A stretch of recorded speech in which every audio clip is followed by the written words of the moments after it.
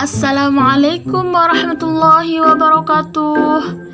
Hello everyone, let me introduce myself. My name is Rolita Hanifa, and today I would like to practice micro teaching in foundation of translation in pandemic, so we can learn in this video without we gathering in classroom. So my student, keep watching my explanation by me.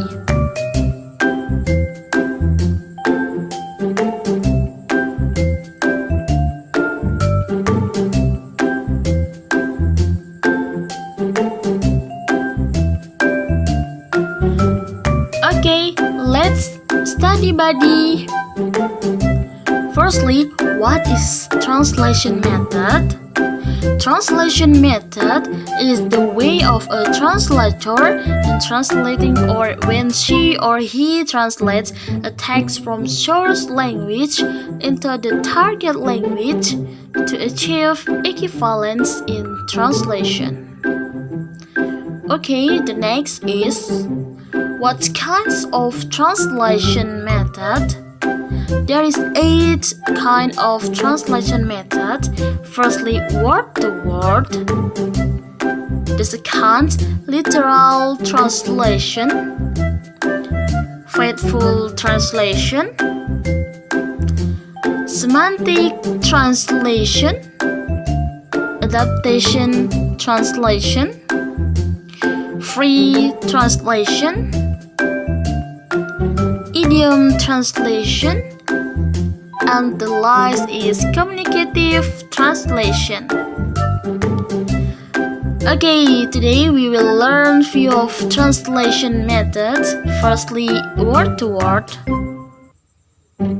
Each word is translated individually based on general meaning or out of context, where words related to culture are translated literally. For example, source language, I like that clever student, and the target language, saya menyukai itu pintar anak. The second is literally translation. Literally translation is between word for word translation and free translation. So we can see that example. Source language, the sooner or the later the weather will change. The target language, lebih cepat atau lebih lambat cuaca akan berubah. The third is faithful translation.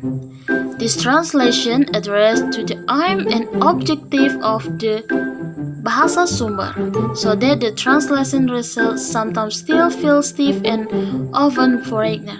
Example, source language, Ben is too well aware that he is naughty. The target language, Ben menyadari terlalu baik bahwa ia nakal. So the next is there is free translation. We usually use that translation for translation activities. Okay, for the example is we can free to translate the source language. Tatik is growing with happiness. Target language, Tati hatinya berbunga-bunga. Okay, the next is communicative translation.